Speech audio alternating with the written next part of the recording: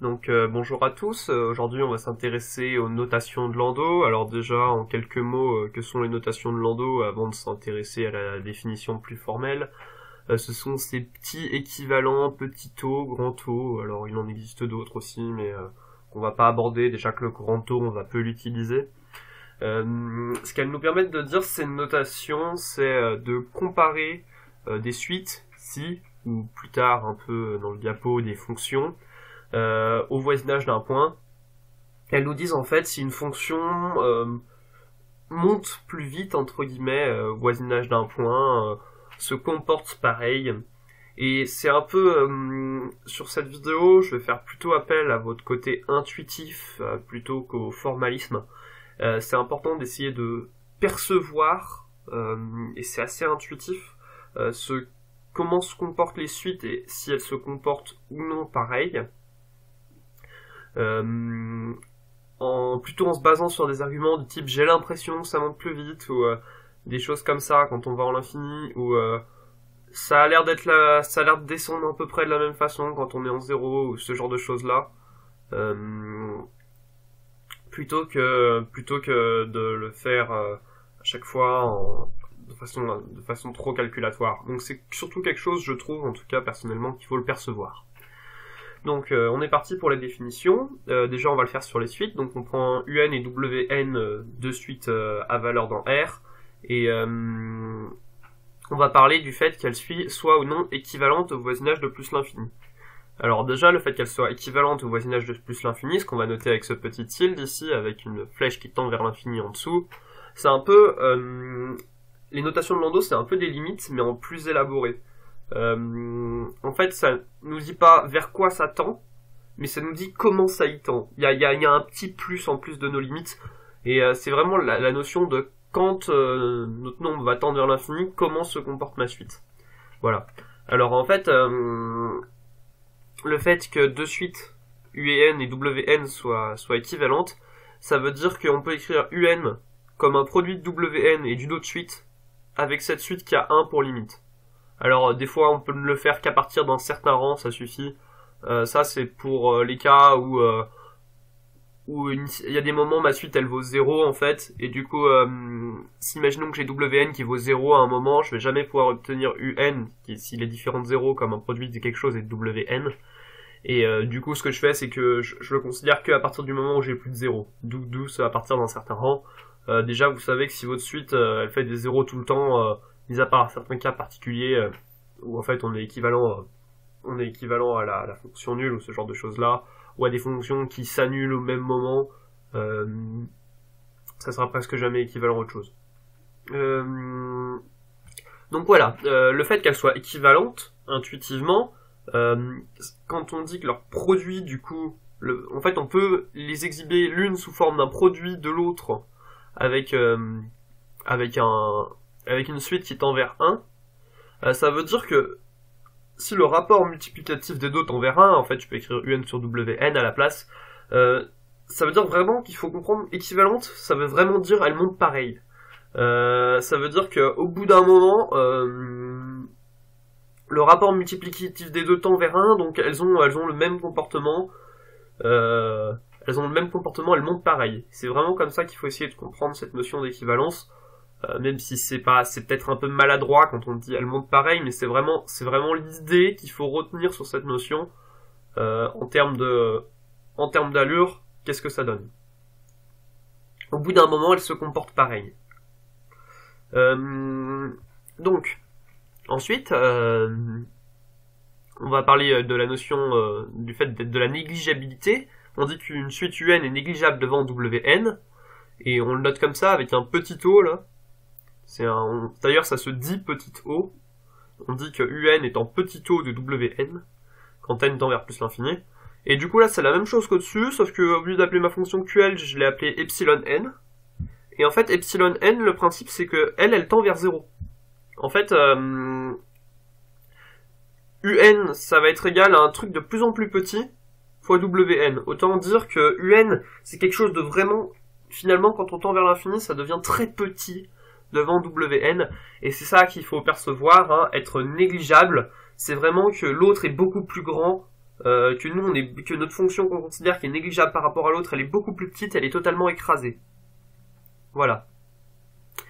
Et ensuite, on va parler du fait d'être dominé. Donc si UN est dominé par WN au voisinage de plus l'infini, on le note comme ça, avec un grand O, et on dit un grand O de WN.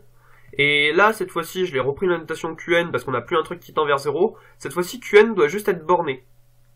Alors, cette définition, on pourrait la réécrire. Hein. Si QN est bornée, bah, c'est qu'elle est plus petite ou égale qu'une certaine borne. Sa borne supérieure, quoi, à cette suite. Pour peu que je l'appelle grand K, ben, du coup, c'est UN qui est plus petit ou égal à grand K WN. Ça veut dire que je peux prendre une constante, attention, c'est important, hein, une constante multiplicative, et dire que UN est plus petit ou égal à cette constante multiplicative fois WN. Le fait d'être dominé, ça veut dire que, en fait, UN, c'est au plus de l'ordre de WN. Sachant que ça peut être, quand on dit de l'ordre, UN peut monter quand même plus vite que WN, mais pas plus vite que WN fois une constante multiplicative. Par exemple, 2n, c'est dominé par n, parce que 2n, même si ça monte 2 fois plus vite que n, je peux encore le quantifier avec une constante multiplicative qui serait ce 2 du coup. Voilà, alors à noter que quand on est dominé, hein, quand on est négligeable, c'est-à-dire qu'on est vraiment écrasé, qu'on monte vraiment beaucoup moins vite par rapport, en fait, qu'on monte vraiment beaucoup moins vite, qu'au bout d'un moment ça va totalement exploser la différence entre les deux. Quand UN est négligeable du coup devant WN, elle monte vraiment beaucoup moins vite, et donc en particulier elle est dominée, ça veut dire qu'elle est au maximum de l'ordre de WN. C'est logique, hein, si elle est totalement en dessous en termes de, entre guillemets, je monte vite, du coup elle est aussi, entre guillemets, un peu en dessous, c'est ce que veut dire se dominer. Voilà. Moi je le comprends comme ça, dominer, c'est, ma suite elle est au plus de l'ordre étant à une constante multiplicative près, de WN.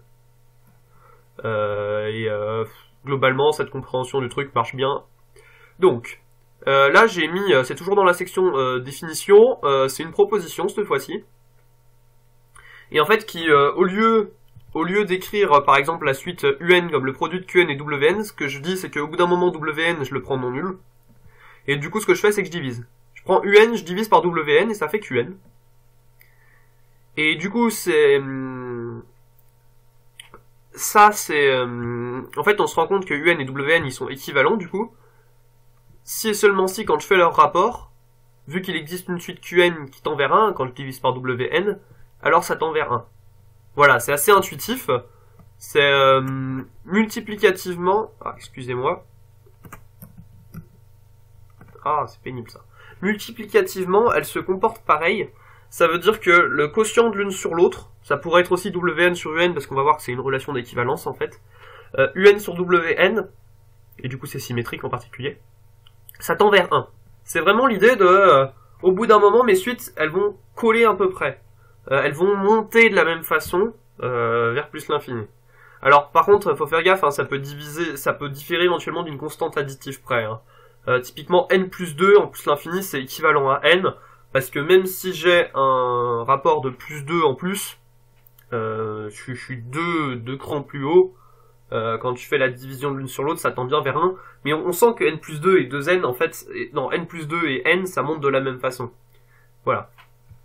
Le petit o du coup c'est le fait, si ma fonction UN elle est en petit o de WN, c'est qu'elle est totalement écrasée.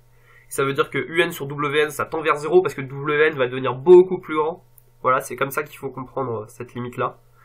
Et du coup UN qui est en grand O de WN, ça veut dire que, étant donné que UN c'est égal à WN fois une suite bornée, ça veut dire que UN sur WN est borné. Alors moi j'aime pas autant les deux premières, c'est vraiment, moi je trouve que c'est vraiment comme ça qu'il faut le percevoir. Autant pour la troisième, moi j'aime bien toujours me dire que plutôt de dire que ça c'est borné, que UN sur WN c'est borné, j'aime bien dire que c'est en dessous d'une constante. Même si ça veut dire la même chose, je trouve ça plus intuitif dit comme ça. Voilà, ce qu'il faut comprendre c'est que UN sur WN, ça sera toujours en dessous d'une constante, ça ne pourra pas dépasser une certaine constante. Voilà. Alors je vais pas faire la preuve, en fait c'est juste une réécriture de ce qu'on a en dessous. Finalement je l'ai un peu dit à l'oral, hein. On prend UN égale QN sur WN, ce qu'on fait c'est juste qu'on divise par WN. Après oui voilà, il faudrait le formaliser un peu, mais ce sur quoi je veux insister c'est vraiment sur le côté intuitif de la chose. Voilà. Donc maintenant on va voir quelques petites propriétés. Alors déjà une première proposition qui va être la seule que je vais démontrer du cours, histoire de se familiariser un peu quand même avec qu'est-ce que ça peut donner une démonstration sur ces trucs-là, mais c'est tout le temps la même chose en fait.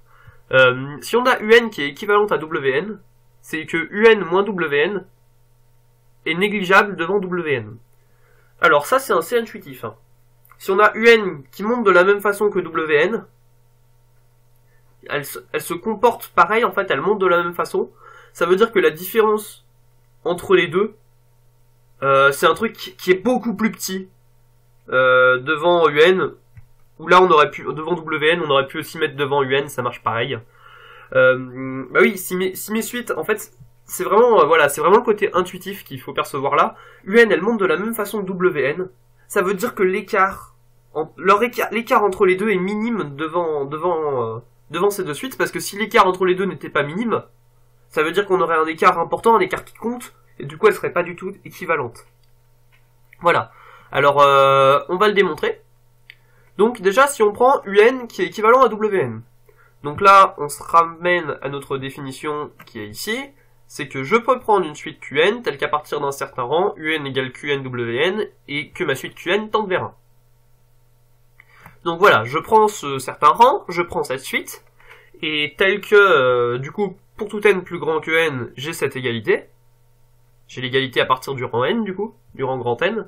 Et j'ai qn qui tend vers 1. Ça, je peux le prendre de par la définition, car j'ai un équivalent à wn quand n tend vers plus l'infini. Du coup, ensuite. Du coup, pour tout n plus grand ou égal à n,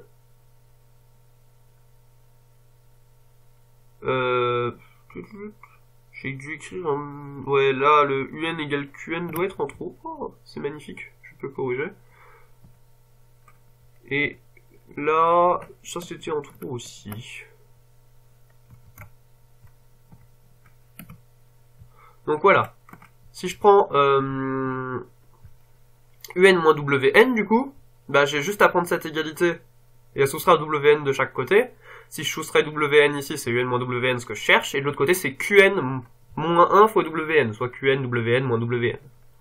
Et QN moins 1, vu que QN tend vers 1, bah c'est un truc qui tend vers 0.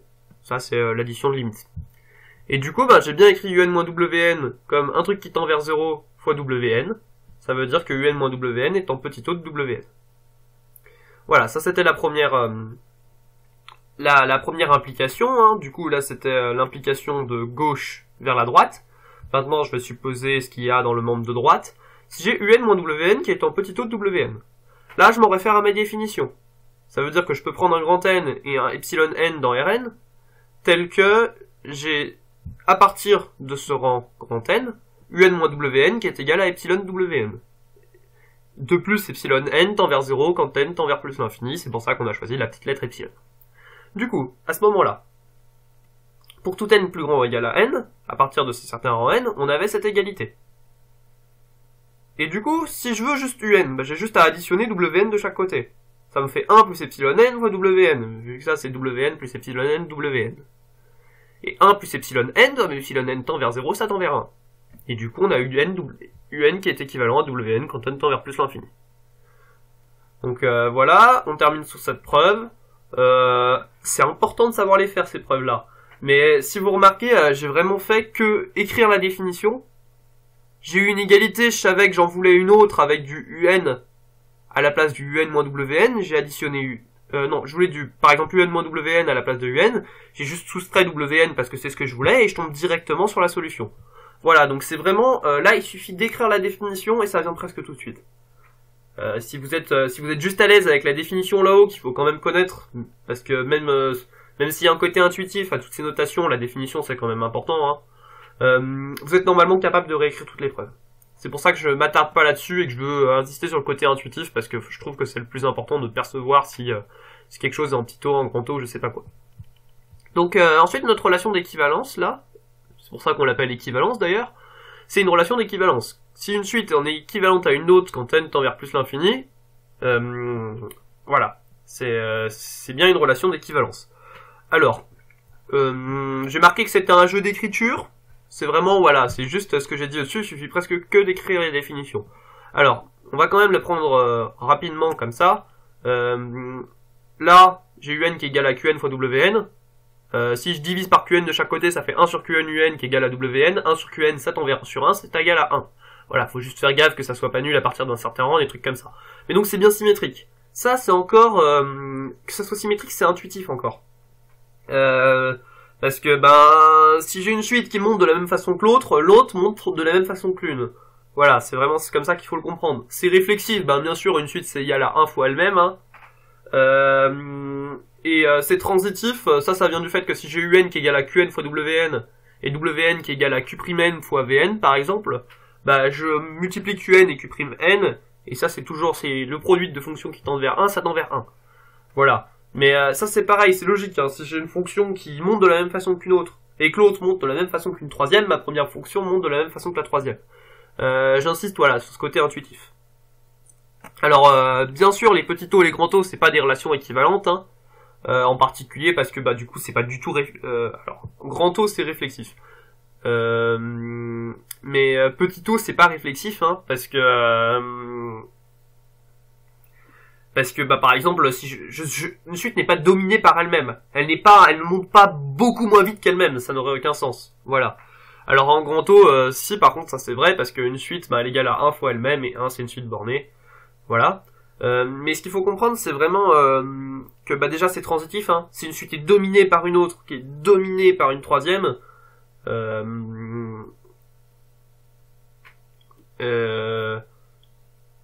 c'est que ma première suite, en fait c'est ce que je trouve ce qui est important, voilà, c'est la transitivité là-dedans. Si j'ai ma première suite qui est dominée par l'autre qui est dominée par la troisième, ma première est dominée par la troisième parce qu'elle est déjà moins grosse que la première, alors elle est encore moins haute que la troisième. Faut vraiment comprendre les choses ainsi. Et pour le grand taux, si ma suite est au plus de l'ordre de la deuxième, qui est au plus de l'ordre de la troisième, alors ma première suite est au plus de l'ordre de la troisième. Alors, presque des relations d'ordre à antisymétrie près, l'antisymétrie est pas vérifiée, hein, bien entendu. Si j'ai A qui est en grand taux de B, et B qui est en grand taux de A, A qui est en grand taux de B et B qui est en grand taux de A, ça veut dire que les suites montent de la même façon, en fait, hein, non pas de la même façon, mais de la même façon à une constante près. Il y en a une qui est E plus l'autre à l'ordre multiplicatif près, que la deuxième est O plus l'une à l'ordre multiplicatif près, donc que les deux sont la même chose à un ordre multiplicatif près. Et du coup, il y a plusieurs, par exemple, si je prends n et 2n, hein, c'est deux suites qui sont à peu près pareilles à un ordre multiplicatif près, pareil pour n et 3n plus 1, etc. Donc bien sûr, l'antisymétrie, ça marche pas. Par contre, ça, si les dominés, ça doit être un ordre strict. Par contre, parce que j'ai une fonction qui est dominée par une autre, qui est dominée par une troisième, j'ai bien la transitivité, et elles sont ce qu'on appelle aréflexives, bien sûr. Ça veut dire que on peut pas... aréflexive, c'est qu'une fonction ne peut pas être dominée par elle-même. C'est logique, hein, parce que sinon, en fait, une fonction équivalente à elle-même, elle peut pas être dominée par elle-même. Hein. Elle peut pas aller beaucoup moins vite qu'elle-même. Et enfin, elles sont ce qu'on appelle asymétriques. On peut pas avoir A qui est en petit o de B et B qui est en petit o de A. Voilà, donc en fait, ça, c'est une relation d'ordre strict. Et ça, c'est rien du tout, mais c'est transitif et réflexif. Donc, à part l'antisymétrie près, c'est presque une relation d'ordre. Il faut un peu le percevoir comme ça ordonne un peu des fonctions quand même. Ça dit celle-là, elle monte moins vite que elle, qui monte moins vite que elle, des choses comme ça. Donc voilà. Ensuite, un petit point en plus sur l'équivalence. Si j'ai un qui est équivalent à wn, alors si j'ai un qui tend vers elle, wn elle tend vers elle. Bon alors la preuve c'est juste un produit de limite, je vous laisserai l'écrire. Mais ça c'est à peu près logique encore. Si un elle va de la même... elle monte pareil que wn et que un elle tend vers elle, donc soit c'est plus l'infini, donc wn tend vers plus l'infini, c'est sûr, parce qu'elle monte pareil, soit ça s'arrête en un réel, et dans ce cas-là, pareil, c'est l'idée qu'elle monte pareil, elle va s'arrêter sur le réel aussi, Wn. C'est toujours les mêmes idées, se comportent de la même façon, ce qu'il faut comprendre avec l'équivalence. Donc s'il y en a une qui a une limite, l'autre là aussi. Donc voilà. Et voilà, un avant-dernier truc qu'il faut retenir, c'est que les équivalences, elles se multiplient, mais ne se somment pas, ne se composent pas. Par exemple, si j'ai une suite AN qui est équivalente à une suite BN et une suite CN qui est équivalente à une suite DN, alors ANCN est équivalent non, ANCN est équivalent à BNDN, c'est ça. Ça c'est assez logique dans le sens où c'était que des multiplications qui intervenaient dans nos définitions, et du coup ça conserve cette propriété de multiplication, hein. N ça monte pareil que N plus 1, N plus 1 ça monte pareil que N plus 2, donc N plus 1 monte pareil que N plus 2, elles sont toutes en équivalentes à N carré en fait. Voilà, et c'est ça qui est important. Par contre ça se somme pas, alors à cause de trois délires du type les coefficients entre guillemets de plus gros degrés, même si c'est pas forcément des degrés, mais par exemple pour les polynômes ça s'illustre bien, se soustraient entre eux et ça fait des ennuis. Et en fait ça vient du fait que c'est pas une addition qu'on a mis dans notre définition, c'est une multiplication, donc ça se multiplie très bien et ça se compose pas non plus. Bon alors les preuves je vous laisse les faire.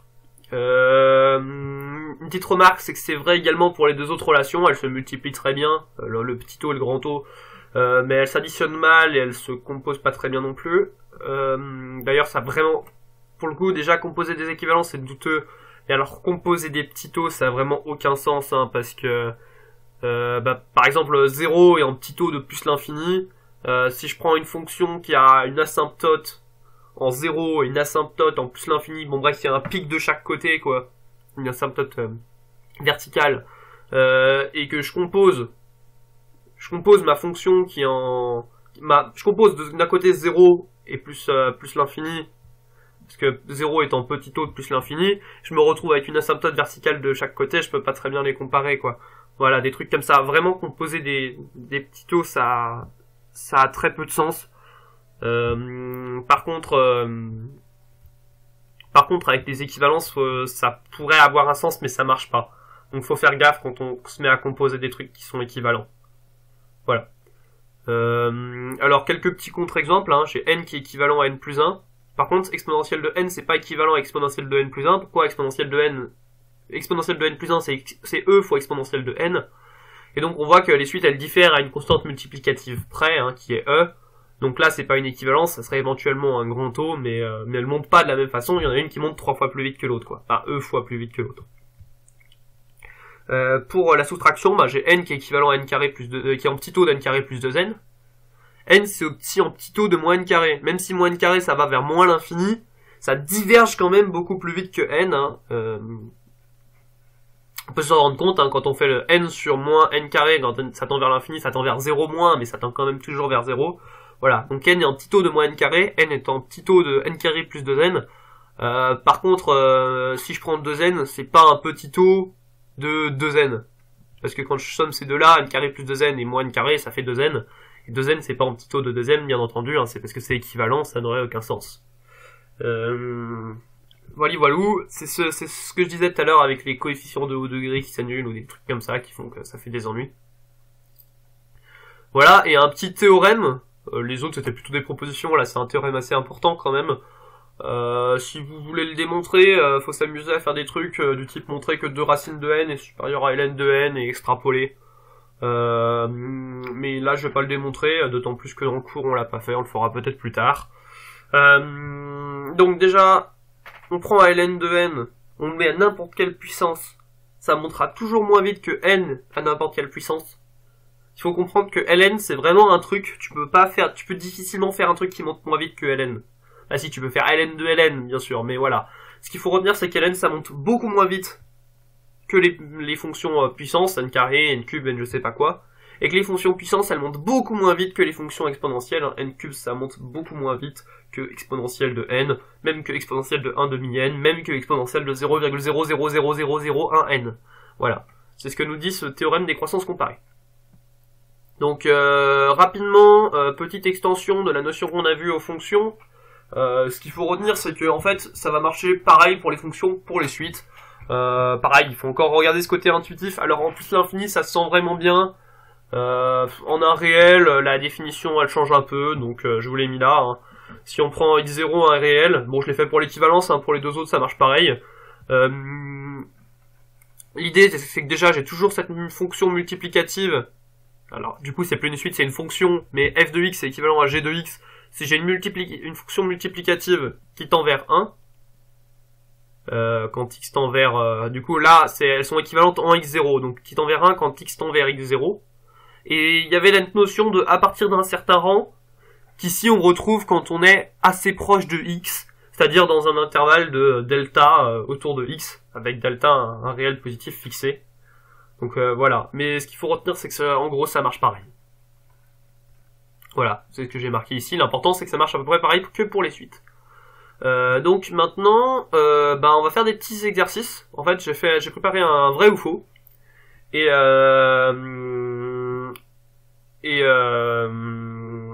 voilà, on est parti, on va corriger ce vrai ou faux. Donc j'ai mis plein d'égalités, plein d'équivalences, des trucs comme ça, et il va falloir les vérifier.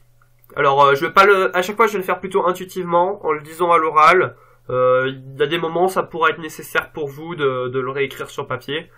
Donc voilà, si vous voulez voir le bas de la fiche, je sais pas où je me suis arrêté. Donc haut de fiche, ça va jusque là. Hop là, bas de fiche. On peut même descendre encore un peu plus bas, voilà. Bon bref, de toute façon, vous pourrez remettre pause éventuellement par la suite. Donc voilà, je vous encourage à les faire. Et on est parti pour la correction. Donc n, c'est en petit o de n carré. Alors, si on fait le quotient de l'une sur l'autre, on va commencer comme ça au début, puis après on le fera de façon vraiment intuitive. Si je fais n sur n carré, ça fait 1 sur n. Quand n tend vers plus l'infini, ça fait 0. Donc n, elle est bien dominée par n carré. Ça, c'est vrai. Donc ensuite, n qui est en grand O de n carré. Alors qu'on a dit que n était dominée par n carré, ça veut dire qu'elle montait beaucoup moins vite. En particulier, elle monte au plus de l'ordre, elle est au plus de l'ordre de n carré, vu qu'elle elle fait moins que n carré, donc au plus c'est n carré. Elle est bien en dessous de quelque chose de l'ordre de n carré. Quand on a des petits O, on a toujours des grands O. Donc ça, c'est vrai aussi. Est-ce que n est équivalent à n carré? Alors, quand on a un truc qui est dominé par un autre, c'est jamais équivalent. Ça, c'est un truc à retenir. Hein. Bien sûr, si je prends... pareil, hein, en fait, c'est quand je fais le quotient de l'une sur l'autre, ça devrait tendre vers... là, ça tend vers 0. Si c'est équivalent, ça tendrait vers 1.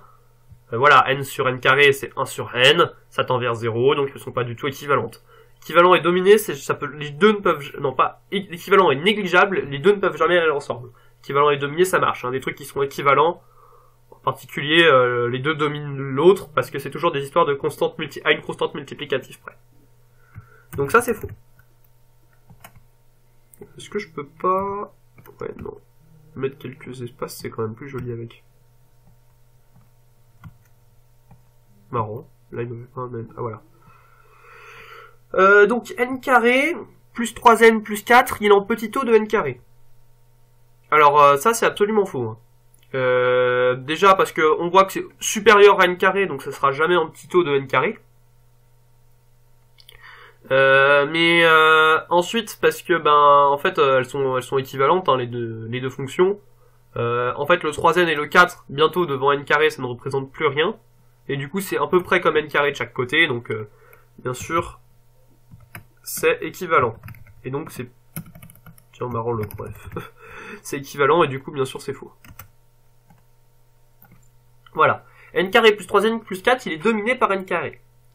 Donc là pour le coup, c'est vrai. Il n'est pas négligeable devant n carré, par contre il est dominé par n carré. Pourquoi?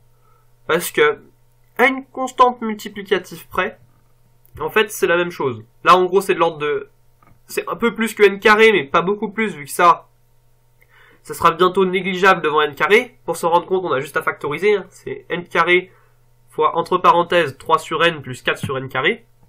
Et du coup, ça se comporte comme n carré. Parce que c'est vraiment c'est équivalent, en fait, à n carré. Et du coup, en particulier, quand on fait le quotient de l'une sur l'autre, ça fait ça divisé par n carré. Donc ça fait 1 plus 3 sur n plus 4 sur n carré. Ça, c'est bien un truc qui va être borné, hein, parce que c'est 1 plus des fonctions inverses. Donc quand ça tend vers l'infini, ça finit par être borné. Bien sûr, il faut pas considérer, voilà, c'est à partir d'un certain rang, c'est borné, parce que bien sûr, en 0, c'est pas borné, vu que les fonctions inverses tendent vers l'infini. Mais à partir d'un certain rang, en fait, il suffit d'exclure 0 sur R, non, sur n plus grand que 1, c'est borné. Voilà. Donc voilà, ce qu'il faut essayer de percevoir, c'est que là, n carré se comporte de la même façon que n carré plus 3n plus 4. Donc en particulier, n carré plus 3n plus 4 est au plus de l'ordre de n carré, vu qu'il est de l'ordre de n carré en l'occurrence. Et ça, du coup, ça, pourquoi il me met...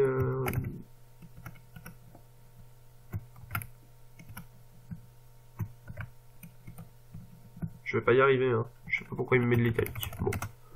Ah non, c'est juste parce que quand je tape juste un F tout seul, ça met l'italique. Voilà, donc ça c'est faux. Non, si, ça c'est vrai, c'est vrai. Autant pour moi, on avait dit que c'était vrai. Ils se comportent de la même façon. Donc, en particulier, l'un est dominé devant l'autre. Ça c'est vrai dans les deux sens. À chaque fois qu'on a des fonctions équivalentes, l'une domine l'autre, l'autre domine l'une. Du coup, on a dit que c'était équivalent, on vient d'en parler pendant je sais pas combien de temps. Hein, quand on fait le quotient de l'une sur l'autre, ça tend vers 1. Bien entendu, hein. C'est 1 plus sur des fonctions... Bon voilà, ça tend vers 1. Donc ça, c'est en grand O de n exponentielle de n. Donc en particulier, n carré plus exponentielle de n plus 4. N carré plus 4, ça représente rien par rapport à exponentielle de n, donc c'est exponentielle de n qui nous intéresse.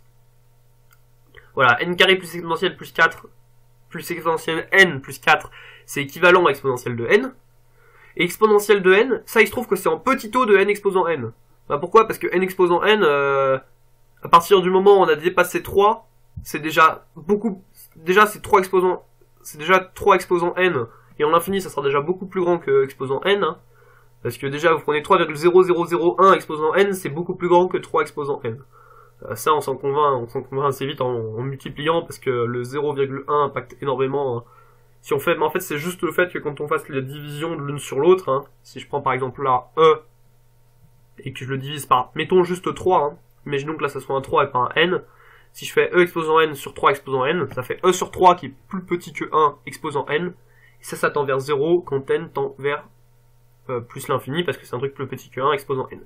Voilà, donc n, si on prend n exposant n, ça va encore plus vite, hein, bien sûr, que 3 exposant n, hein, parce qu'à partir du moment où on dépasse 3, n exposant n, c'est vraiment le truc qui monte le plus vite que vous pouvez imaginer. Non, peut-être pas non plus, parce que vous faites n exposant n, ça monte encore plus vite. Mais voilà, n exposant n, ça monte beaucoup plus vite que l'exponentielle. Et donc en particulier, c'est dominé, exponentielle de n est dominé par n exposant n. Alors, exponentielle de n, on a dit que c'était dominé là, mais en fait, ce qu'on disait, c'est bien négligeable aussi, hein, si je prends la division de l'une par l'autre, c'est ce que je disais, ça fait E sur n. E sur n, ça tend vers 0. Exposant n qui tend vers l'infini, un truc qui tend vers 0, que je fais exposant un truc qui tend vers l'infini, ça fait un truc plus petit que 1 déjà, exposant à l'infini, ça tend vers 0. Voilà, c'est ce que je disais, hein, vous mettez n'importe quoi exposant n, une constante exposant n, ça sera toujours plus petit, et vraiment négligeable devant du n exposant n. Donc ensuite, là, vous avez exponentielle de n carré plus 3n plus 2, et la question c'est est-ce que c'est équivalent à exponentielle de n carré. Donc bien sûr, n carré plus 3n plus 2, c'est équivalent à n carré, on compose par l'exponentielle, du coup c'est équivalent de chaque côté. Donc ça c'était l'arnaque, hein, bien entendu. Exponentielle de n carré plus 3n plus 2, bien entendu c'est pas équivalent à exponentielle de n carré, on a dit qu'on ne pouvait pas composer des équivalences. Pourquoi? Parce que si je prends exponentielle de n carré plus 3n plus 2, en fait c'est exponentielle de n carré fois exponentielle de 3n plus 2.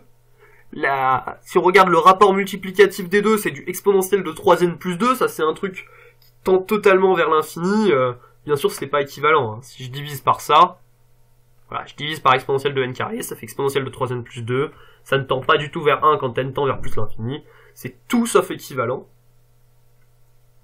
Alors est-ce que c'est négligeable? Là, attention, voilà, il faut faire gaffe, ça c'est faux. Alors déjà, je vais peut-être remettre mes vrais faux de chaque côté, ça peut permettre de suivre. Donc ça, c'est vrai.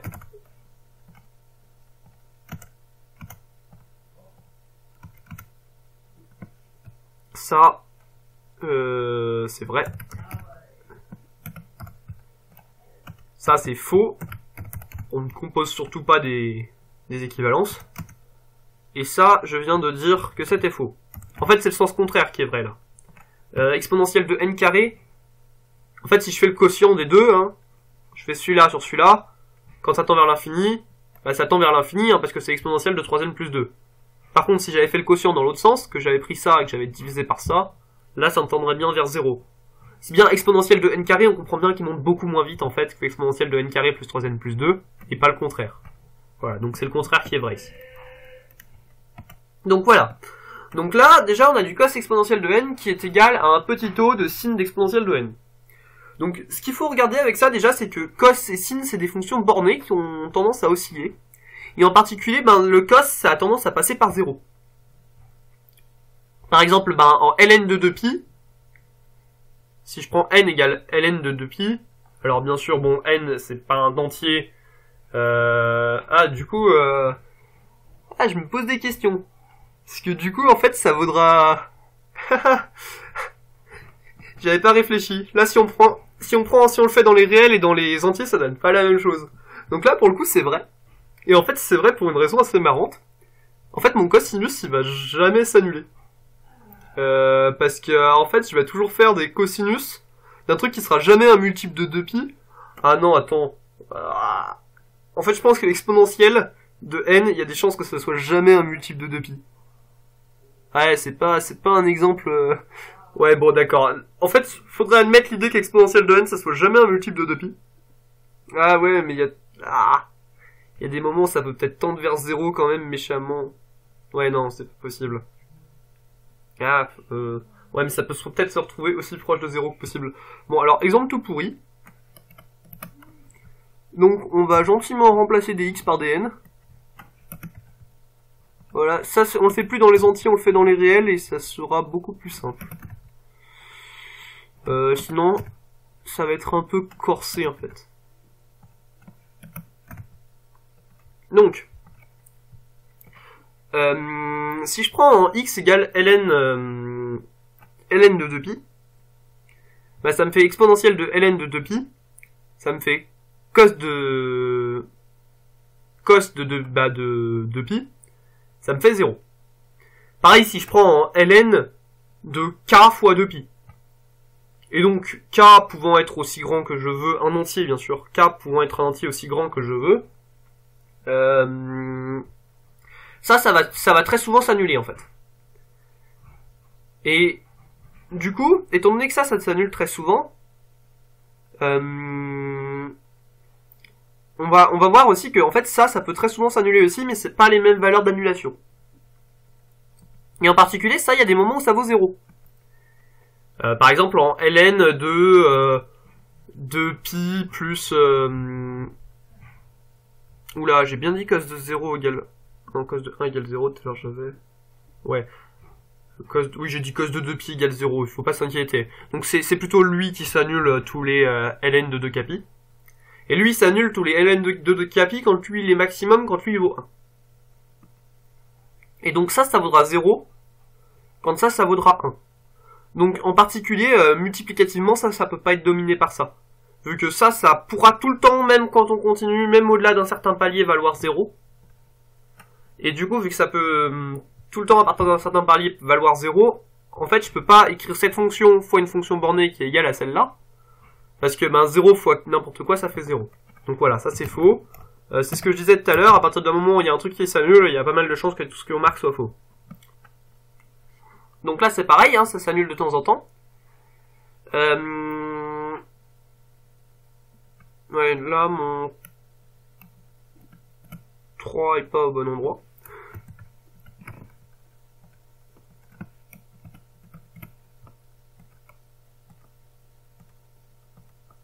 Ça s'annule de temps en temps, mais j'ai rajouté un 3 dedans. Et donc en fait, il se trouve que ça s'annule plus. Ça s'annule plus, et ça c'est borné entre 1 et moins 1. Et ça, c'est borné entre 2 et 3. Si je prends un truc entre 1 et moins 1, et que je veux l'exprimer comme une fonction fois un truc entre... une fonction donnée fois un truc entre 2 et 3, ben bien sûr un truc entre moins 1 et moins 1, je divise par un truc entre 2 et 3, c'est bien borné. Et donc c'est vrai. Voilà, un truc entre 1 et moins 1 est bien dominé par un truc entre 2 et pas 3 et 2 et 4. Donc là pareil, on a un truc entre 1 et moins 1, et on a un truc entre 2 et 4. Et on se demande si c'est dominé. Alors là par contre ça va pas du tout être dominé. Parce que ça de temps en temps ça va valoir 1 ou moins 1. Non, pas dominé, négligeable. Ça va valoir 1 ou moins 1 de temps en temps. Et quand on fera 1 ou moins 1 divisé par un truc entre 2 et 4, de temps en temps ma constante multiplicative, ben elle vaudra un truc comme 1 ou moins 1 sur un truc entre 2 et 4, donc un truc entre 1 sur 4 et 1 sur 2. Ou moins 1 sur 4 et moins 1 sur 2. Et donc en particulier, le quotient de l'un par l'autre peut pas tendre vers 0. Même si ça, c'est en gros, au moins 2 fois plus grand, quoi. Ouais, même si c'est au moins 2 fois plus grand que ce que j'ai là, parce que c'est entre 2 et 4, alors que ça c'est entre moins 1 et 1, c'est que 2 fois plus grand. Je peux pas dire que ça va être une infinité de fois plus grand, en fait, parce que c'est ça la question, quand on veut du négligeable. C'est au bout d'un moment, ça commence à tendre vers une infinité de fois plus grand. Et du coup, c'est pas du tout le cas, du coup, c'est faux. Voilà, vous voyez que je le fais souvent avec des mots, hein, c'est vraiment le côté intuitif qu'il faut voir. Donc, ln, on va accélérer au fur et à mesure, hein, ln de n exposant 4 plus cos de n. Le cos de n, il compte pas, on est à côté du n exposant 4 quand du n tend vers plus l'infini, donc le cos de n, on en a rien à faire. Et du coup, ça fait ln de n exposant 4. C'est le ln d'un truc, qui est une puissance, que je compare à la fonction identité. Le ln c'est toujours plus petit que de l'identité, hein. Le 1 ln tout court c'est toujours plus petit que l'identité, mais le ln de quelque chose, si dedans c'est juste des fonctions de puissance, c'est aussi plus petit que l'identité. Bien sûr parce que ln de n exposant 4, hein, c'est 4 ln de n, et ça c'est bien plus petit que n, donc c'est bien dominé par n.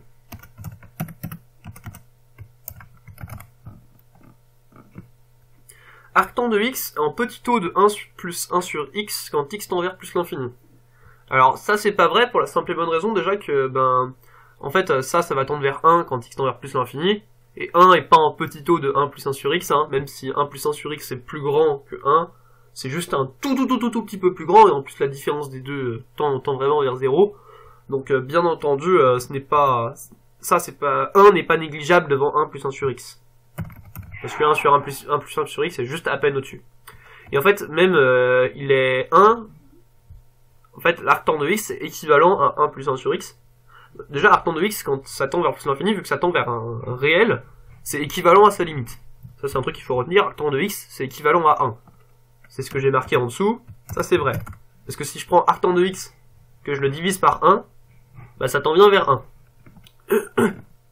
Et en particulier, si je prends 1 plus 1 sur x, un arctan de x que je divise par 1 plus 1 sur x, ça tend vers un truc qui est 1 sur 1 plus 1 sur x, ça tend vers 1 sur 1, c'est-à-dire 1. Du coup, ça c'est vrai. Voilà, alors maintenant, en moins l'infini, arctan de x, il est en grand taux de x de 1 quand x tend vers moins l'infini. Donc déjà 1 quand x tend vers l'infini, c'est 1. La question c'est ça quand x tend vers moins l'infini. Ça quand x tend vers l'infini, c'est moins 1. Mais en particulier, moins 1, c'est moins 1 fois 1. Donc ça, je peux l'exprimer, hein, si je fais le quotient de l'un sur l'autre. Arctan de x sur 1, ça tend vers moins 1 quand x tend vers moins l'infini. En particulier, ça va être borné au bout d'un moment, vu que ça tend vers moins 1, ça à un moment, je pourrais le mettre entre moins 1, 1 et 0,99. Et du coup, ça c'est vrai. Vu que ma suite est bornée. Voilà, c'est vraiment ce qu'il faut retenir avec ces histoires de dominer, c'est que en fait, à une constante multiplicative près, on s'en moque. Là, c'est du, en gros, moins 1, là, c'est du 1.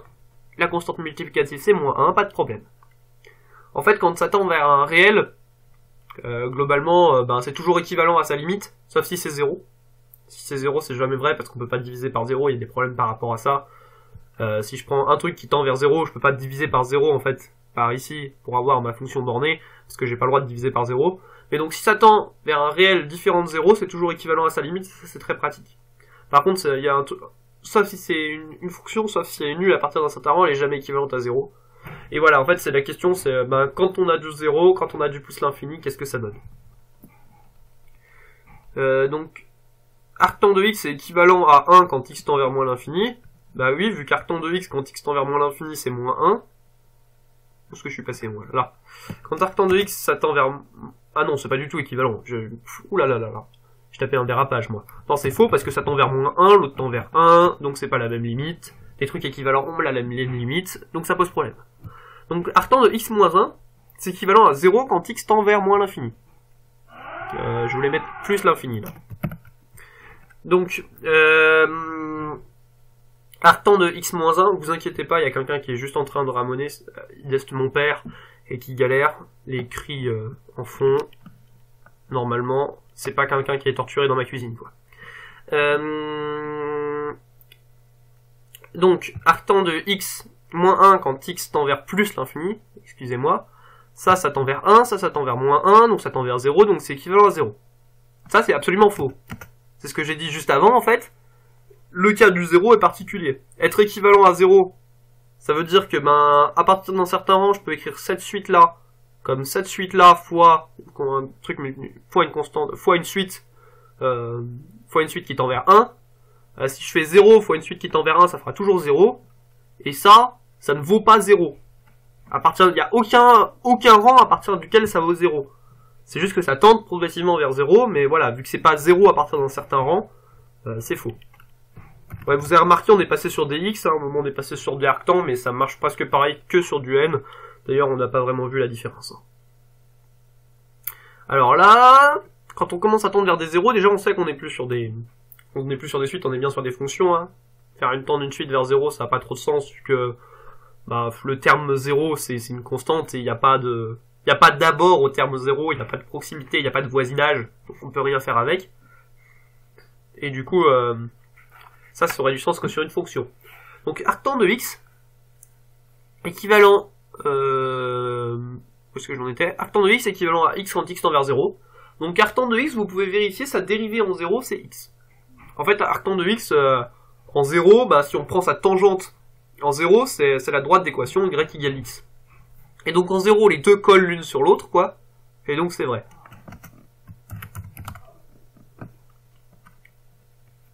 Voilà, ça c'est, bah, en fait ce qu'on a fait, c'est un DL à l'ordre 1. Arctan de x, c'est équivalent à x plus 5x carré plus 7x, quand x tend vers 0.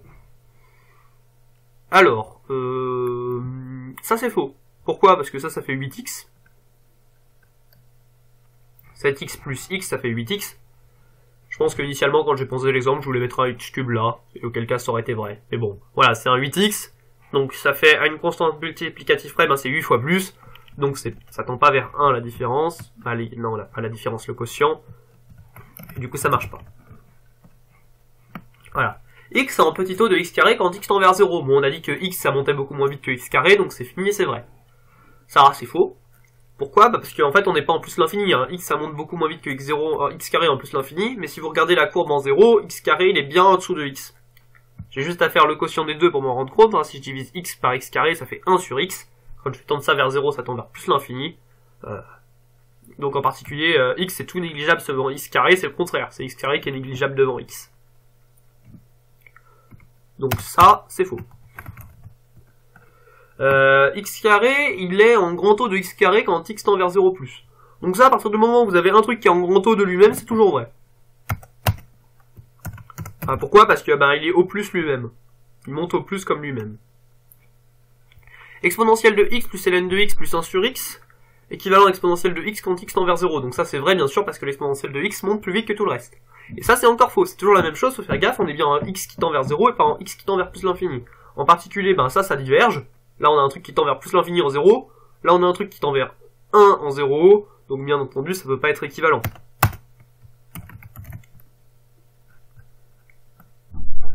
On arrive bientôt à la fin de cette première colonne. Youpi. Donc, ln de 1 plus x, c'est équivalent à x carré en 0. Donc, ça, c'est faux parce que ln de 1 plus x, c'est équivalent à x en 0. Hein. Quand on regarde la tangente de ln de 1 plus x, son développement limité à l'ordre 1, c'est du x plus des délires du type x carré. Non, Je crois que c'est x moins x carré plus 2 sur 2, plus x cube sur 3. Oh, je sais plus très bien, je le connais plus très bien, mon développement limité de ln de x, je les ai pas super bien appris, je suis un mauvais élève. Donc c'est pas équivalent à x carré, tout simplement parce que c'est équivalent à x. Donc ln de 1 plus x, il est équivalent à x plus x carré plus je sais plus à combien fois x cube. Donc ça c'est faux tout simplement parce qu'il y a 8 je sais pas combien de fois et que ça a l'air faux.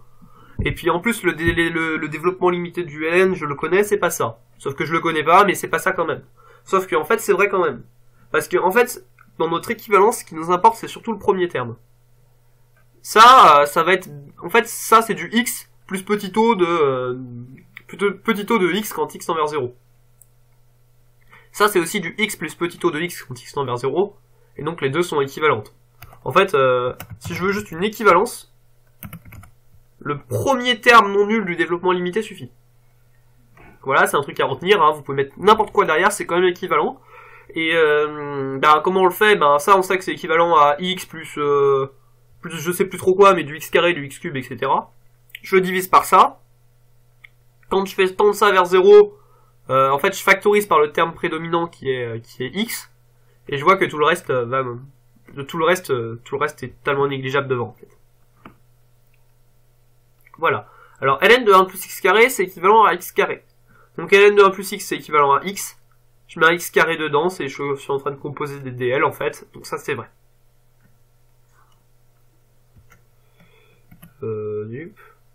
Comment je fais ça, moi? Ah oui. Bah, ouais, voilà. Pourquoi? Parce que c'est vraiment, je prends du ln de 1 plus x carré, c'est du ln de 1 plus epsilon, c'est équivalent à du epsilon. Je remplace epsilon par du x carré et ça marche bien. Voilà, on pourrait calculer l'équation de la tangente à l'origine pour vérifier que ça marche bien. Hein. Mais c'est pas là le propos. Pourquoi l'équation de tangente à l'origine? J'ai l'impression que... Ah oui, 2x en 0, ça vaut 0, ok. Donc, pas l'équation de la tangente à l'origine, mais c'est plutôt la parabole qui l'approche à l'origine. Mais voilà, c'est vraiment composé des dl. Exponentielle de x plus ln de 663 équivalent à exponentielle de x quand x tend vers 0. Donc là, c'est toujours la même chose, en fait, on est en 0, hein.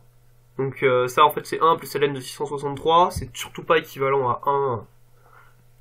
Voilà, ça serait absurde, donc ça c'est faux. Hop là, fin du premier tableau, début du deuxième. Bon, normalement ça devrait commencer à devenir un peu plus corsé, là c'est pas très corsé, hein, ça, quand ça tend vers plus l'infini, ça tend vers 1 sur... Quand ça tend vers plus l'infini, ça tend vers 1 sur un truc qui tend vers plus l'infini. Et ça c'est 1 sur plus l'infini. Donc a priori, ça a l'air de tendre tous les deux vers 0. La question c'est est-ce que c'est aussi vite ou pas?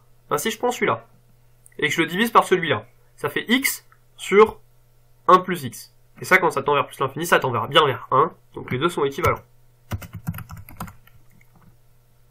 Donc, là la question c'est la même équation, mais quand x tend vers moins 1.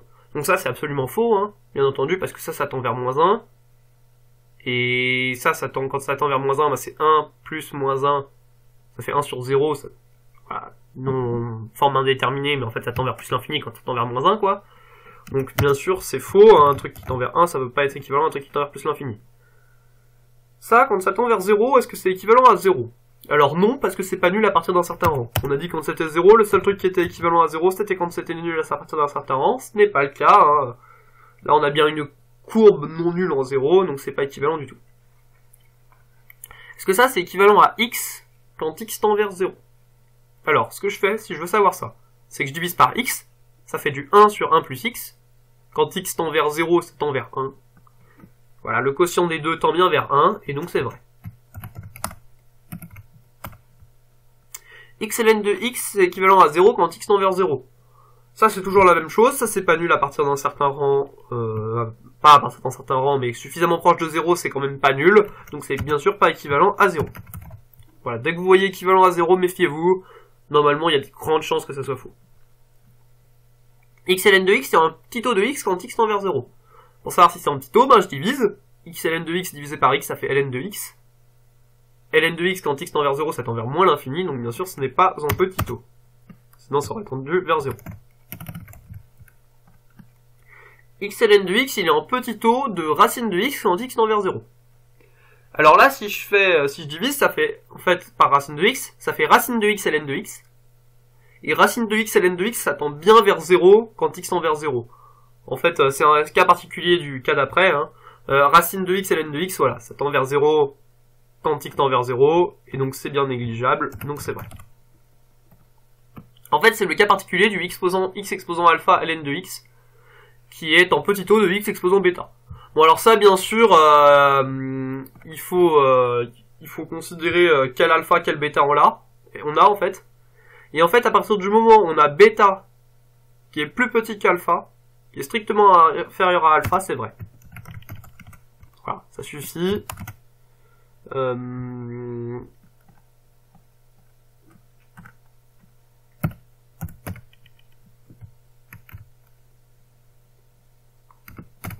Voilà. Il suffit d'avoir bêta strictement inférieur à alpha. Alors, pourquoi? Bah parce que si je divise par x exposant bêta, ça fait x exposant alpha moins bêta. Et bêta strictement... Oui, et x exposant alpha moins bêta, c'est toujours x exposant un truc strictement supérieur à 0. Et en fait, si vous prenez x exposant un truc strictement supérieur à 0, ln de x, et ben en 0, ça tend bien vers 0. Voilà, ça, soit vous vous en assurez en regardant votre calculette, et on le constate bien, soit normalement on est capable de le montrer avec les croissances comparées, donc qui normalement sont en plus l'infini, mais le comportement du ln en 0, en modulant des petits trucs du type ln de 1 sur x et moins ln de x, en utilisant des formules comme ça, on peut le ramener à des ln en plus l'infini.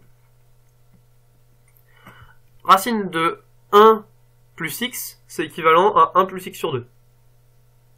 Alors ça, normalement, on l'a vu en physique, hein, c'est le développement à l'ordre 1. C'est vrai. Racine de 1 plus x, il est en petit o de 1 quand x tend vers 0. Bah ça c'est faux, hein, parce que il est équivalent à 1 plus x2 sur 2, mais en fait il est équivalent à 1 tout court. Hein. Si je divise par que je divise par 1 plus x2 ou que je divise par 1, vu que sa limite en fait vu que sa limite quand x tend vers 0 c'est un réel, c'est 1, il est équivalent à sa limite. Et du coup il est pas, en particulier il est pas dominé devant sa limite. Hein. Voilà, donc c'est exactement ce qu'on a marqué là, c'est vrai, quelque chose est équivalent à sa limite. Racine de x, il est en petit o, il est équivalent à x carré tandis que x tend vers 0, bon donc là il y a un exposant de chaque côté, on voit que c'est pas la même chose donc c'est faux.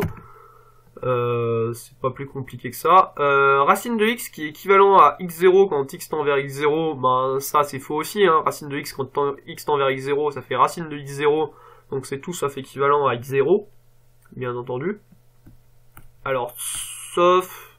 Non, c'est tout sauf équivalent à x0. J'allais dire sauf dans le cas x0, mais... Non, c'est bien entendu faux. Parce que ça fait, x0 d'un côté... racine de x0 d'un côté, x0 de l'autre, c'est pas la même limite. Racine de x est en petit o de x quand x tend vers x0. Alors ça, c'est faux. C'est le contraire. Quand x tend vers x0, j'ai marqué. Alors... ça c'est faux tout le temps. X0, si x0 est réel, c'est faux tout le temps. Pourquoi c'est faux tout le temps? Alors soit x0 est différent de 0. Auquel cas, d'un côté on a racine de x0, de l'autre cas on a x0. Et racine de x0 c'est pas dominé par x0 vu que c'est une constante multiplicative près. Voilà, c'est racine de x0 près. Voilà, on n'a pas un écart des deux qui tend vers l'infini ou qui tend vers 0 en fonction duquel on divise par lequel. Si on tend vers 0, c'est le contraire. En fait, c'est pas cette équation-là qui est vraie, mais c'est que x, il est en petit o de racine de x quand x tend vers 0. Ça, c'est, en fait, à chaque fois, c'est le contraire de quand on est en plus l'infini. Racine de x est dominé et négligeable devant x en plus l'infini. X est négligeable devant racine de x en 0, au même titre que x carré est négligeable devant x, etc. 3x qui est en petit o de 1 quand x tend vers 0. 3x quand x tend vers 0, ça tend vers 0, hein. Si je peux le diviser par 1, ça tend toujours vers 0, donc oui, bien sûr, c'est un petit o de x quand x tend vers 0. Donc ça, c'est vrai. Sin x sur x est équivalent à 1 quand x tend vers 0, sin x sur x, ça tend vers 1 quand x tend vers 0, donc c'est équivalent à 1, vu que 1, c'est une limite réelle différente de 0. Alors là on a un truc un peu plus pénible. Sin de x sur x moins 1 qui est équivalent à 6 sur x carré quand x tend vers 0. Alors comment on fait ça? En fait on fait le développement limité de sin x. Si on le faisait juste à l'ordre 1, ça nous ferait du x sur x. Si en fait si on faisait déjà juste ça tend vers 1, ça fait 1 moins 1, ça tend vers 1 sur... ça tend vers 1 sur 0. Bon, donc ça a des chances de tendre vers plus l'infini, mais on sait pas de quelle manière, donc on sait pas si c'est équivalent à 6 sur x carré. Du coup, il faut aller chercher un développement limité à une ordre supérieure. Alors, ordre 2, ça suffit pas parce que en fait, sinus est impair, donc pas de terme d'ordre 2. Donc, ordre 3. Et en ordre 3, ça nous fait du x moins 6 sur x carré. X moins 6 sur x carré. Non, moins 6 sur x cube. X moins 6 sur x cube, ça fait x sur x moins 6 sur x cube. Du coup, ça nous fait du moins 6 sur x carré plus 1 moins 1, donc moins 6 sur x carré. 1 sur moins 6 sur x carré. Non, 1 sur... excusez-moi, là, je dis des bêtises. Donc, sinus de x sur x. Je reprends. C'est x moins x cube. Non, c'est x moins 1 sur 6x cube. Je soustrais 1. Ça fait... ce qu'il me reste en bas, c'est du x carré moins x carré sur 6. Et donc quand je repasse à l'inverse, ça fait du moins 6 sur x carré. Et donc c'est bien vrai. Bon oui, j'ai rajouté le moins au milieu parce que je l'avais oublié. Et voilà, il y est. Exponentielle de n qui est équivalent à n factoriel quand n tend vers plus l'infini, si je fais la division de l'un par l'autre. Ah ouais, alors non, là c'est toujours des... ça c'est un truc du cours, hein. Exponentielle de n, il est dominé devant n factoriel. Parce que bah là je fais du e fois e fois e fois e. Là je fais du 1 fois 2 fois 3 fois 4 fois 5, etc. Donc à partir du moment où j'ai dépassé e, je suis déjà en train de faire du 3 fois 4 fois 5 fois 6. Et bientôt je suis en train de multiplier par des trucs qui sont beaucoup plus grands que e. Alors que là je multiplie par e à chaque fois. Donc ça c'est bien plus grand. En particulier exponentielle de n est dominée devant n factoriel. Donc ça c'est faux. Ça serait avec un dominé à la place, ça serait vrai. N factoriel équivalent à n exposant n. Donc là, pour le savoir, je peux facilement diviser. Ça me fait n factoriel sur n exposant n, et la question c'est est-ce que ça tend vers 1 quand n tend vers plus l'infini? Donc là, ce que je suis en train de faire, c'est du 1 fois 2 fois 3 fois 4, etc. jusqu'à fois n. Et en bas, je pars direct à n et je fais du n fois n fois n fois n fois n. Donc en bas, c'est bien plus grand. Hein. On le sent, c'est assez intuitif. Bon, il faudrait le démontrer un peu plus proprement, mais c'est assez intuitif.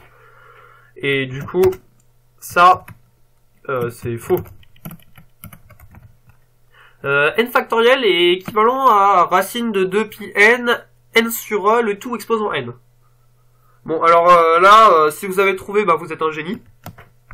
Alors, c'est vrai, parce que c'est beaucoup trop compliqué pour être faux. C'est ce qu'on appelle la formule de Stirling, et si vous voulez vous intéresser à ça, c'est un... ouais, il faut faire des sommes infinies, en fait, pour démontrer ce truc-là. C'est pas si dur, normalement, on va le faire à la fin de l'année. Mais voilà, c'est juste pour culture. Et du coup, on va réutiliser ce résultat pour faire 2-3 petits trucs après. Du coup, est-ce que c'est en petit o de racine de n, n exposant n sur e? Alors non, c'est pas en petit o. Pourquoi? Bah parce qu'en fait, ça diffère juste à une constante multiplicative près. Hein. Ce qu'on a fait, c'est qu'on a juste barré le racine de 2pi. Donc c'est plus équivalent. Mais c'est pas en petit o, c'est pas négligeable devant, vu que c'est juste un rapport de racine de 2pi qui change. Bien sûr, si je divise par ça, bah, du coup ça tend vers racine, si je fais n factoriel divisé par ce truc, ça tend vers racine de 2pi. Pas vers 0. Donc c'est faux. Est-ce que n factoriel il est en petit o de n exposant n sur e? Ça c'est vrai par contre, parce que là on a un racine de n... c'est vrai, je dis des bêtises, je me suis embrouillé de sens. C'est faux, c'est le contraire qui est vrai. Pourquoi? Ben là si je divise l'un par l'autre, du coup, en reprenant cette équivalence-là, en fait, c'est ce que je suis en train de faire, c'est de diviser dans cette équivalence. Hein. Et je suis en train de dire que ça... En fait, quand je dis que ça, c'est équivalent à ça, ce que je suis en train de dire, c'est que ça, c'est équivalent à ça. Or, ben, quand je divise par ça, il me reste racine de 2pi n, ça tend vers l'infini. Pas équivalent, en petit o. Excusez-moi. C'est que ça, c'est en petit o de ça. Or, quand je prends ça, et que je le divise par ça, ça tend pas du tout vers 0, ça tend vers ce vers quoi tend vers racine de n quand n tend vers plus l'infini, c'est-à-dire plus l'infini, donc c'est faux. Par contre, du fait que ça tend vers plus l'infini, le contraire est vrai en fait. Voilà, quand vous faites un calcul comme ça tend pas vers 0 mais plus l'infini, ça veut dire que c'est l'opposé qui est vrai, ça c'est en petit o de ça.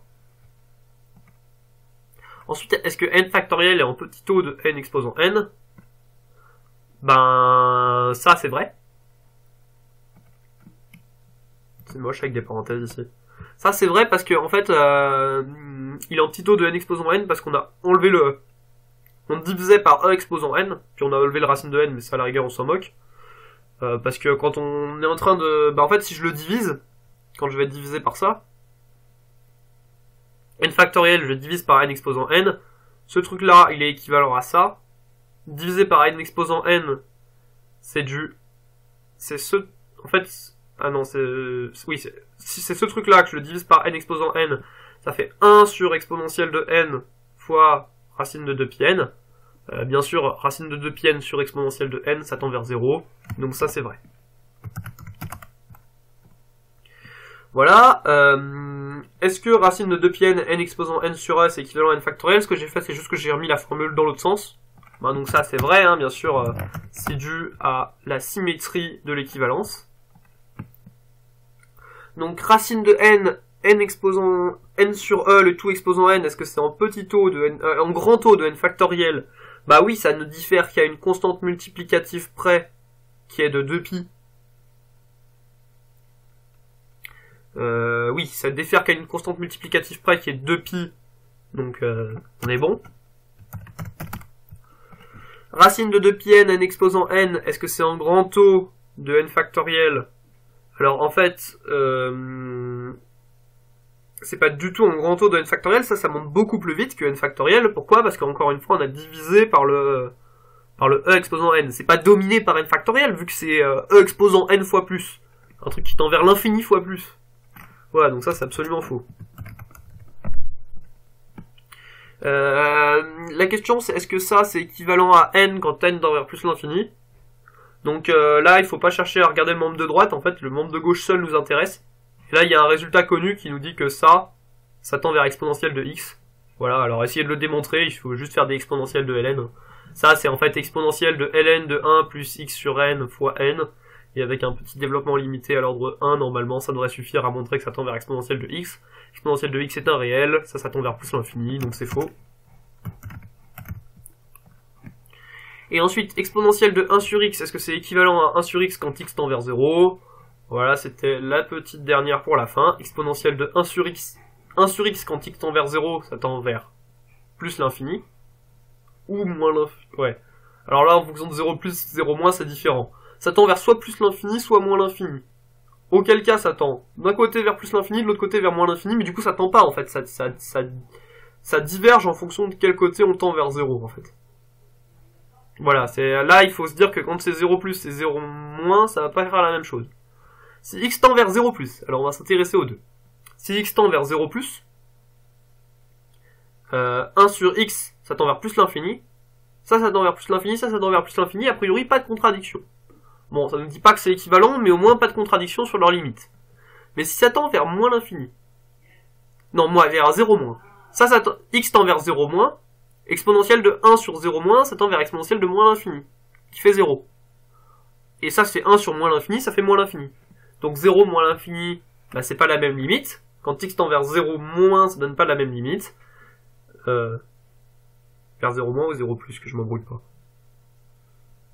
Non, oui, quand x tend vers 0 moins, ça donne pas la même limite, hein, parce que là, c'est 1 sur 0 moins, moins l'infini, exponentielle de moins l'infini, 0. Et du coup, c'est faux. Bon, voilà, on a terminé. Je vous mettrai le PDF pour le cours et le corrigé en ligne. Je vais peut-être vous mettre directement le PDF corrigé en ligne. Et voilou. Bref, non, je vous mettrai les deux. Comme ça, vous pourrez éventuellement vous entraîner si vous voulez. Et à une prochaine pour une vidéo sur les développements limités.